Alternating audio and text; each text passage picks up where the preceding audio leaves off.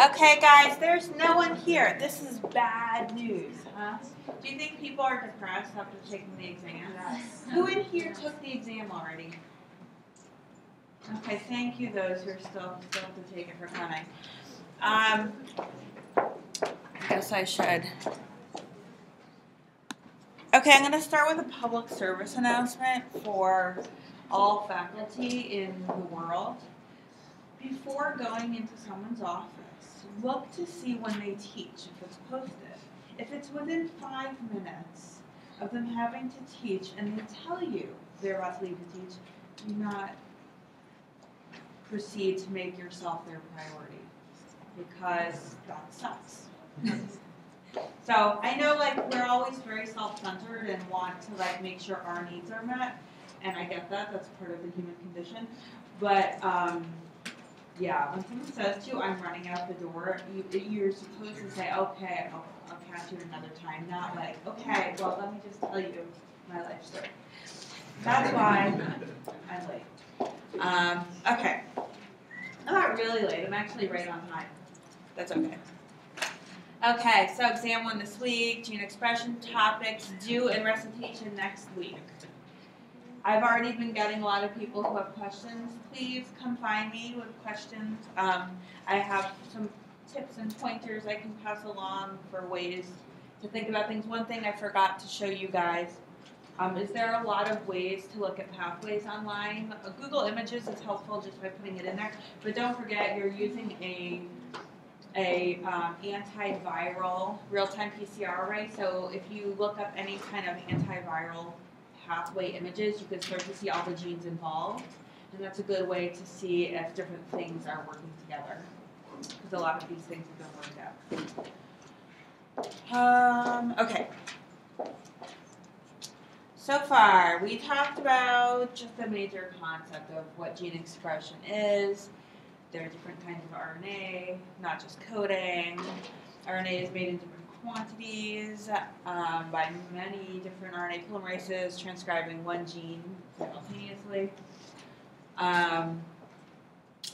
We talked about some similarities and differences between DNA and RNA, and DNA polymerase and RNA polymerase. And then we started with the transcription cycle in bacteria, and that's what we're going to finish today. So that's what we ended with, right? So there's just the main points, which is initiation, which is RNA polymerase plus the sigma factor binds to this promoter, and then you get elongation until you get termination, usually in the form of a hairpin, which kicks everything off. So you can make it as simple or as difficult as you want to, but that's the basics. Okay. So how does RNA polymerase know when to start and stop transcription? Like, when and where? That's really what I want to know. How does it know when and where to start and stop transcription? Does it just bind anywhere on the DNA and transcribe whatever? Yes. It binds to a promoter region. What is a promoter? But based on what you've read over the weekend and just what you've learned in life. Where is it? Is it DNA, RNA, or protein? DNA. Okay, it's DNA. So it's something in the DNA. Great. So it has to recognize a promoter. So that's kind of like the starting point, right? And then how does it know when to stop transcription? Miranda. This is going to be painful if I start calling people, huh? Kelsey, which you're Kelsey, right? No. Right. Yeah. Yeah. Okay. One of many. One of many. So I knew you were a Kelsey, but I can't remember which. You're not Kelsey Shiflett. I'm Kelsey Schwartz. You're Kelsey Schwartz. There's 3 right there. I know you. Where's the other Kelsey? 1. 2 out of 3 ain't bad, right? That's going to be my new, like, bar for how well attendance is. How many Kelseys are here? So if it's a terminator. Okay, a terminator. And this I think it's. is it DNA? Sequence. Okay. A specific sequence in the DNA? Right. Okay. The Terminator's the hairpin thing that's getting Terminator forms a hairpin. Is the DNA forming a No, hairpin or is it the RNA? The RNA. So the DNA contains the Terminator sequence, which codes for a sequence that forms a hairpin in the RNA. Good question. Yes. Is that the same as a stop codon? Stop codon has to do with translation. So here we're transcription, here we're going DNA to RNA, and next, I don't spend too much time in translation in this class because it happens outside of the nucleus. I completely ignore it. We're going to actually spend a little more time than I have in the past. But yeah, you have start and stop codons with translation. Okay, yes? So during, what's not the promoter, is it the RNA polymerase that binds to? We're going to talk all about this. We're going to talk all about it. Exactly what you're asking. Yeah, absolutely. It is the sigma factor in bacteria and different, binding protein, different transcription factors, general transcription factors. Just, with their DNA and then polymerase just comes or goes complex. It's a complex. It's a complex. Yep, because that's how things are regulated, by the complex coming together. Yep. But we will get to that. Okay, so sigma, so this is all bacteria. Bacteria, I really ignore bacteria in this class, but for this, it's kind of a nice way to start because it's a very simplified version because it's much more complicated in eukaryotic cells. So the two major players are the core RNA polymerase and the sigma factor. And the sigma factor is what recognizes a specific DNA sequence at the start of the transcriptional unit, also known as the promoter. So that's what it looks like. There's these two different sequences right over here, and then there's this other sequence up here involved, which I won't talk about. And the sigma factor binds specifically to the promoter sequence. There are different sigma factors that recognize different promoters. Kind of makes sense when you think about how different genes are regulated in different ways. There are primary sigma factors that bind to promoters of essential genes, and then there are alternative sigma factors that bind to genes whose expression is regulated. So some things are always on, some things are only induced. For example, heat shock proteins. If you're not under conditions of cell stress, you don't need to express heat shock proteins.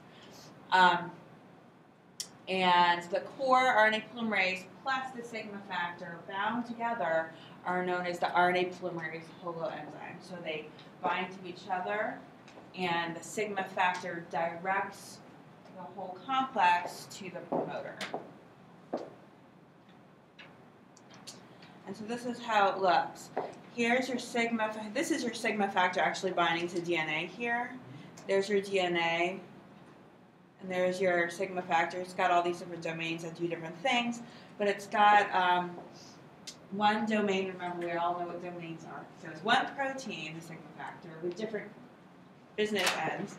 So one domain, which we'll call, I guess, sigma 2, binds to this, it's called -10 region of the promoter, and then there's the -35 region. That has to do with how many bases you are away from the transcriptional start site. Not transcriptional start, well, yeah. So +1 is the transcriptional start site. So this part, which is right here, so there's sigma 2, this orange coil, I guess, is interacting with this green part of the DNA. I don't know how well you guys can see it. And then this orange here, which is a sigma 4, which you can see over here, is interacting with this part of the DNA. And that's how the sigma factor recognizes and binds directly to the DNA. And there are other parts, sometimes you'll have this more extended -10 region, and then the sigma 3, which is where? Right over here, this blue right there, will come into play into also binding. But really, it's all about how tightly is the sigma factor going to bind to the DNA, because that determines how tightly the RNA polymerase binds to the DNA. Take-home message: sigma factors contain different domains with different functions and specific domains interact with specific regions of the promoter. Okay? So if you wanted to study something about what sigma factor was involved in something, an easy thing you can start doing is deleting different parts, different domains. So their primary sigma factors recognize a certain sequence, and alternative sigma factors tend to recognize other sequences.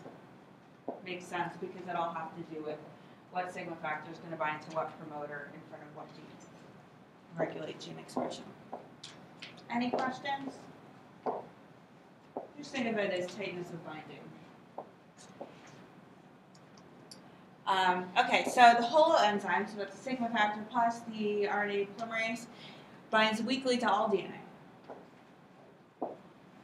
Weakly, meaning it'll bind, it'll be transient, it'll release, so nothing doesn't bind long enough for anything to happen.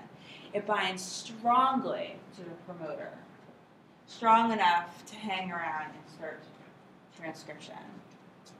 And so this is just another figure I pulled up of sigma factor and RNA polymerase bound to this the promoter on the DNA. And so there's your DNA up there, and there's your sigma factor. And there are these different regions that are involved in binding. Okay?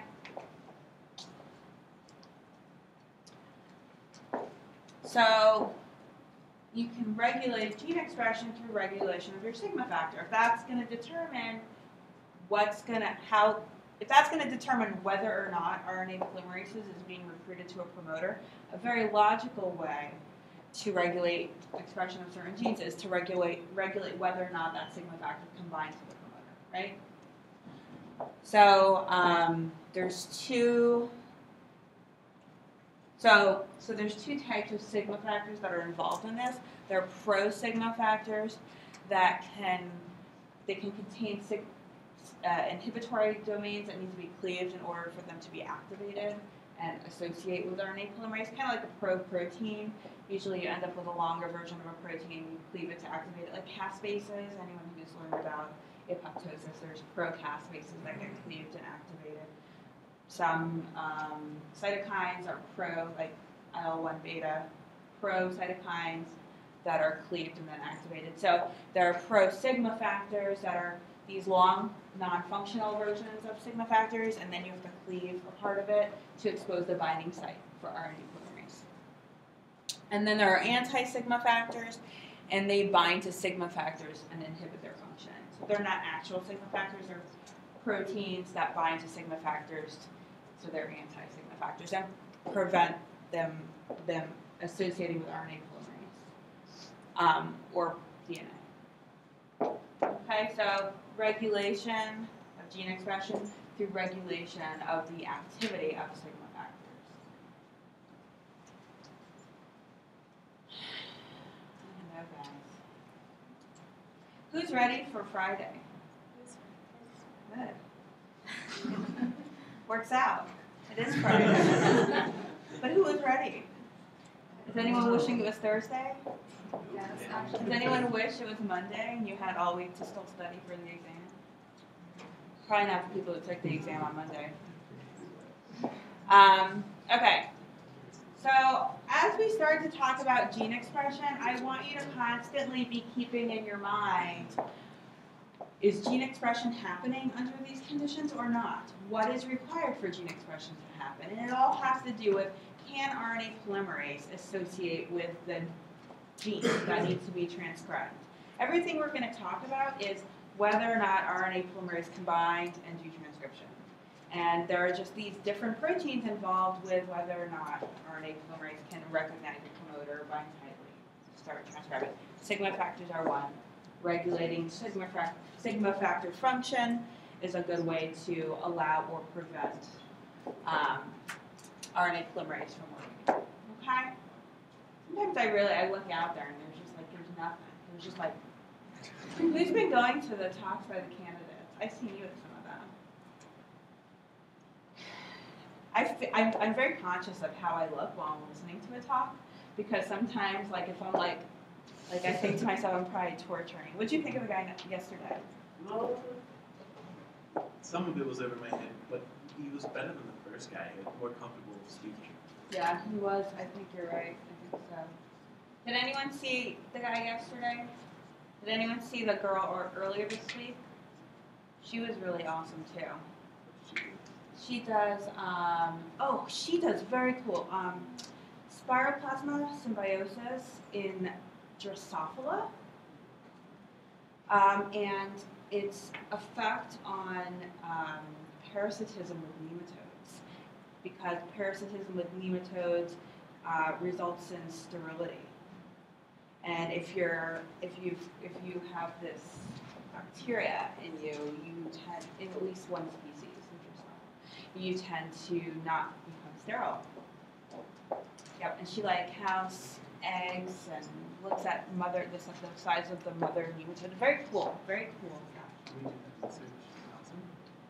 Yeah, because who cares about that? And the guy yesterday is a little more scary. It's Housen, because he works on this E. coli that really makes you sick. I mean, fruit flies?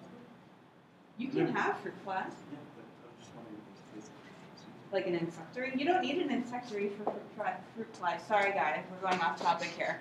But I felt like you needed a break because I was getting low. Fruit flies are so easy. Do you guys do? Oh, there's no genetics lab here, right? So where I went to college, we had a genetics lab, and we did a lot of stuff where we were looking at fruit flies. And fruit flies are super, super easy. You just grow them in these little tubes on some sugar source, and I mean, that's it. You just gotta feed them. They're so easy and so cheap. But anyways, so those of you who are here next year should be very excited that there are some really exciting possible future faculty coming for those who want to do research. Anyways, and onwards. Okay, so I just talked all about sigma factors, blah, blah, blah. So I thought I'd go over the process once more in a little bit of detail. Not really detail, but just maybe big pictures. So we talked about sigma factor binding to polymerase and binding to the promoter, and that's what you see here. The red is the sigma factor, and those little red spots are your promoter region, and the big blue is your core polymerase. And so that's how it directs it to the right part of the DNA. And it also helps with opening up the DNA. Notice there's no helicase. No helicase. That's that the sigma factor helps in opening up the DNA through structural changes of sigma factor and polymerase. So then you start with this inefficient transcription, and once you get about 10 or so nucleotides, then the RNA polymerase starts to leave the promoter region and kicks off the sigma factor. So that's what you see going here, right? It's actually going from there to there. And you start to see your RNA coming out of the end there. And then our sigma factor is kicked off, it's gone, and then you get this rapid transcription starting.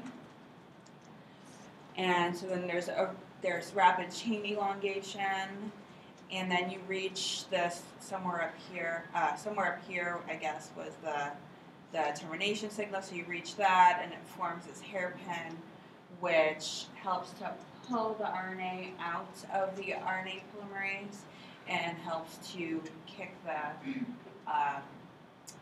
RNA polymerase off of the DNA. Okay, so transcription until termination signal usually forms a hairpin structure. Here's your hairpin structure. Polymerase stops, releases DNA and RNA. And then sigma factor can come and bind again to RNA polymerase and go and do another round of transcription or whatever it needs to do. Okay? Who finds this to be very simple? Okay, so some of this. Who wonders why they're here? Who's considering dropping out of school because of me? Good. I don't want to be held responsible. Okay. Forget it. I was about to really digress. Okay. So I'm talking about promoters. So here's the consensus sequence for a major class of E. coli promoters. What do I mean by a consensus sequence? Who knows? I'm going to ask someone. I'm not even going to look at this because no one's here. Who knows what a consensus sequence is? Vito.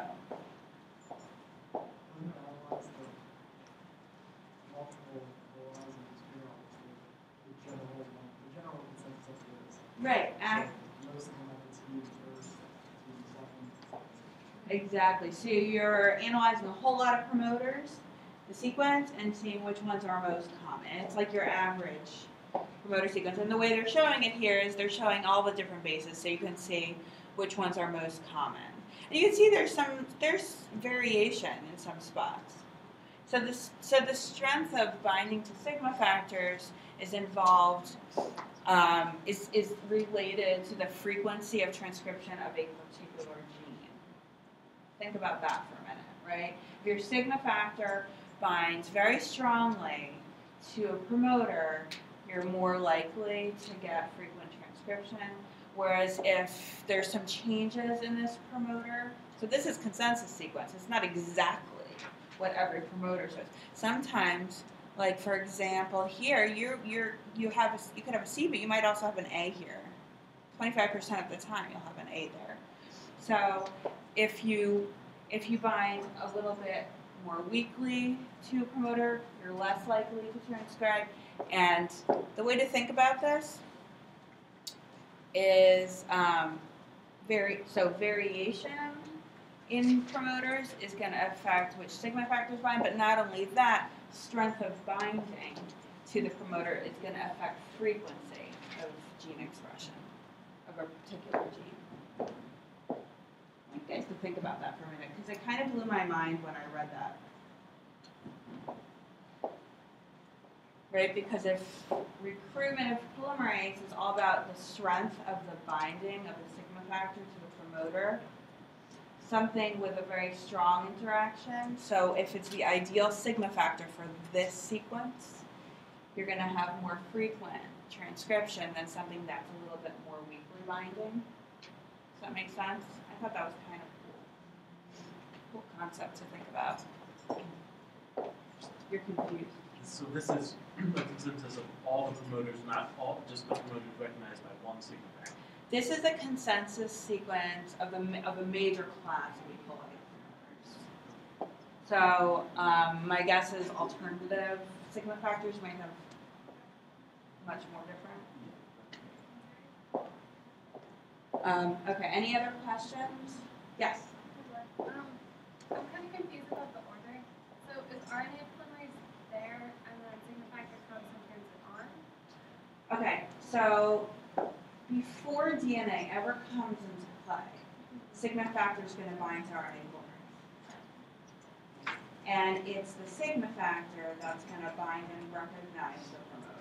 So it leads, you can think of it as a subunit of the enzyme that directs it to the promoter. It's just not about turning on or off, it's actually about how strongly it's binding. So RNA polymerase might be able to weakly associate by itself, but not for long enough for anything to happen, and not with any degree of specificity.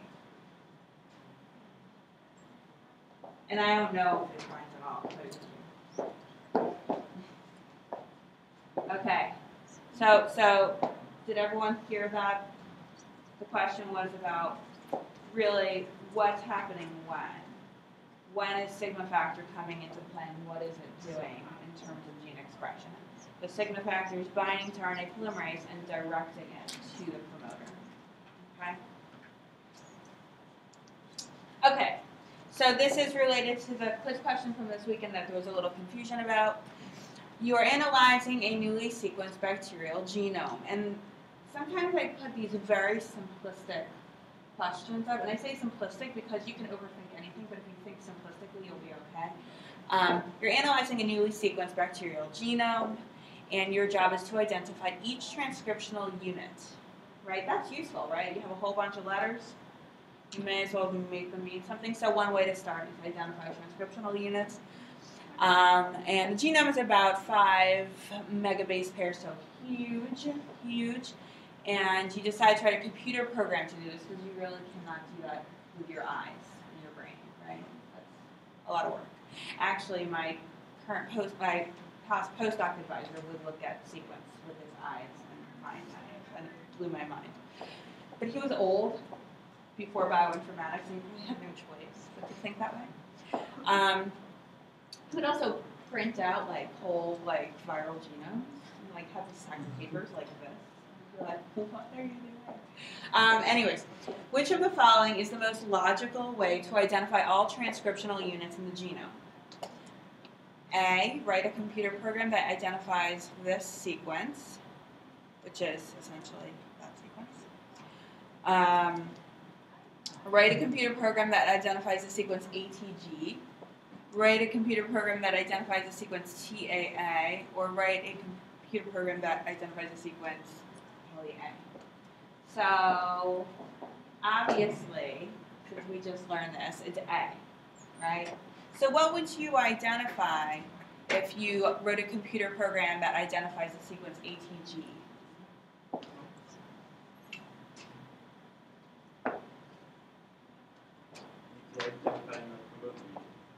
For ATG? Oh, ATG start code. Okay, right. ATG is the start methionine, start codon. So you'd be more likely, and mind you, not all methionines are start codons, but you would be identifying all possible start codons. And so that, combined with this, will tell you a lot about what kinds of RNAs. mRNAs, coding RNAs, right? Because the only RNAs that encode proteins are going to have promoter, ATG, right? So if you write a computer program that identifies a sequence TAA, does anyone know what TAA is? It's a, I heard someone say, it's a stop codon. There are a few stop codons, but it is one of the stop codons. So that wouldn't be very useful with much because you would identify a subset of possible stop codons. But you don't know the frame, you know nothing, it's useless. Write a computer program that identifies the sequence AAAAA. So that's the poly-A tail, which is actually on RNA, not in DNA, so it's not very useful. I guess it would be, what would it be in DNA? Yeah, TT2. Yeah, so I know, but actually in the Terminator there is this like long track of. Either way, it was a distraction. Because the poly-A tail is added on, but there's a poly-A signal. Yes.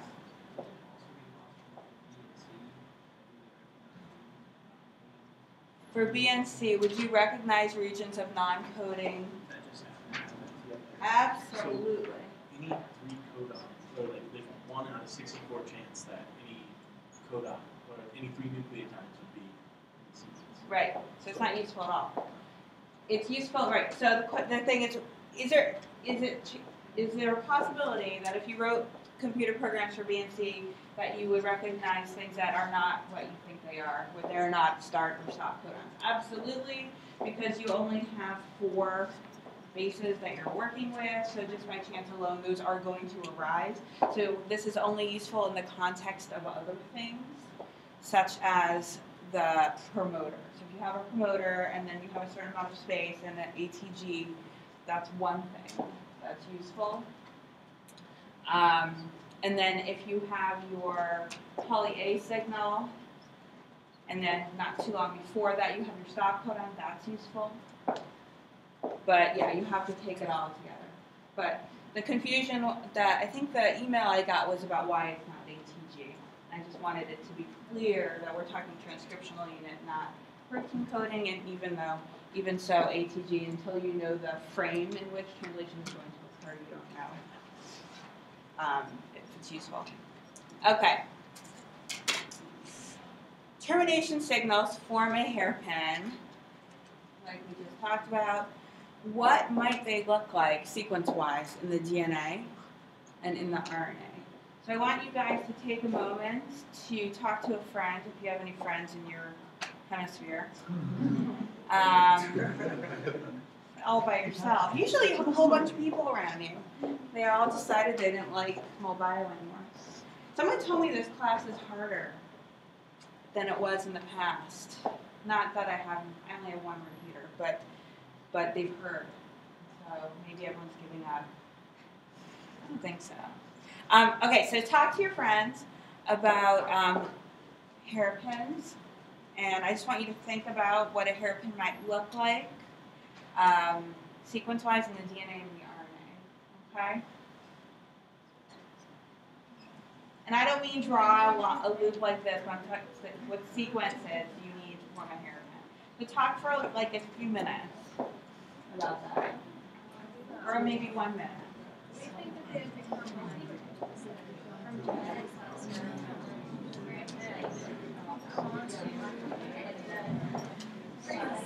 All by yourself. See, here, all by yourself. Oh, and Doris, all by yourself. I don't know how long. All the time. There's one more. I don't know. It's like, they have to be like, calendar. It's like, you have a hairpin of like, say, 3 nucleotides in the middle that those are just general, they don't matter. But on this side of the thing,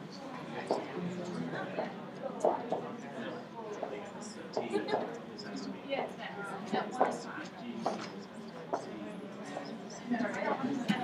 If you guys want to, you can draw a hairpin and fill in the bases that should be there. That might be an easier way to approach that.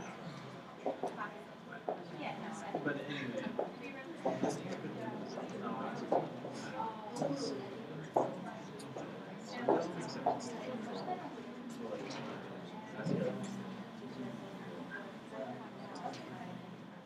I think I get what you're saying. So like, use the Okay, guys, we're gonna just start going because I'm hearing conversation that has nothing to do with hairpins. Okay, so here's our hairpin over there, kind of. I know, it's not an art class, so I figure we're good. Okay, so what do you think should be? So this is what do you think should be there? Complementary base pairs, great. We choose some. What do you think?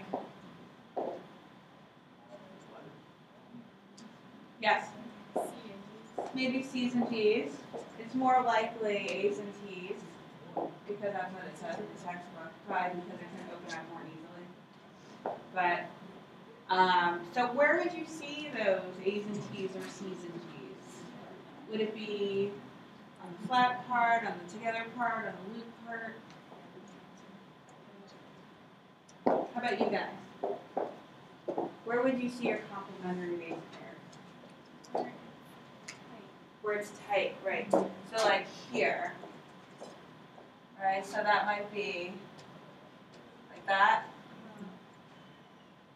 right? Okay. So this would be the DNA or the RNA. Really? This is RNA? Are you sure? Right, because I put AT, so it has to be DNA. Right. Right? It's not supposed to be. No, but the sequence is there, right? Right, so this is you, right? So your DNA template strand, so you'd have, let's say for simplicity, A, U, right? And then other, right? So this would be G, A, U, whatever. Because that's not going to be base pairing. So that would mean that over here in the DNA, you should have T, T, T, T, and then a bunch of stuff that's not complementary, and then A, right? Does that make sense? No, that'd be fun. Yeah. How do you switch from DNA to RNA?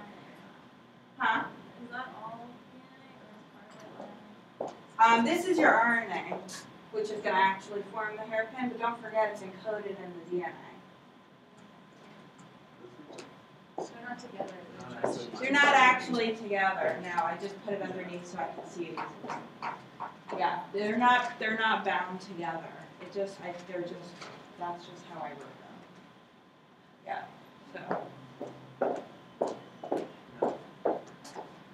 So this would be RNA hairpin, and this is DNA. What would that be called? Termination sequence.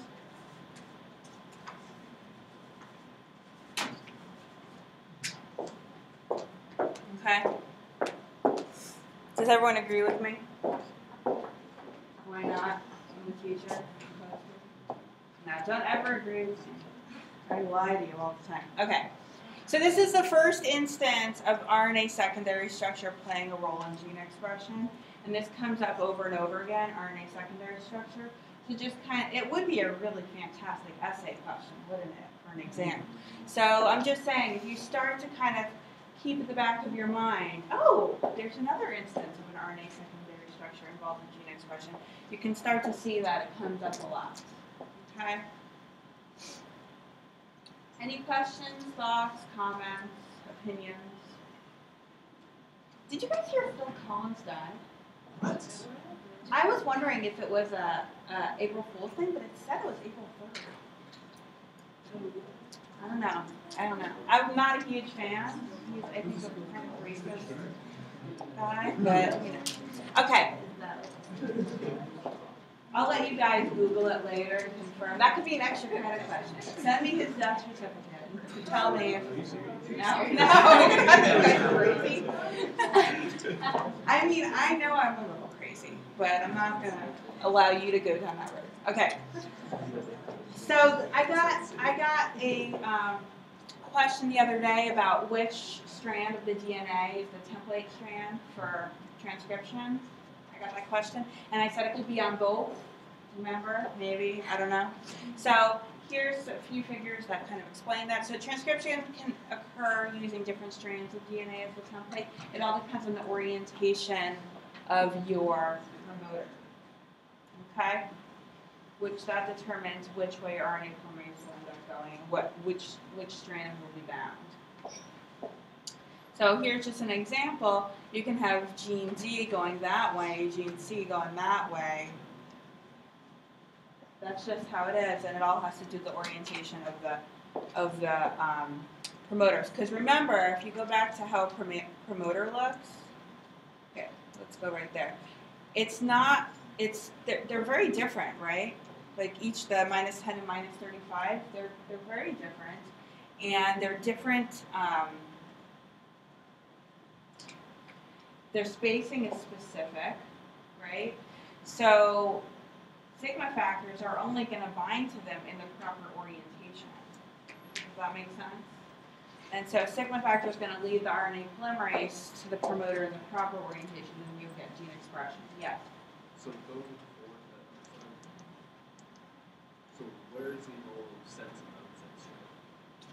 Where is the role of sense and nonsense? So sense, oh no, now I'm going to get confused.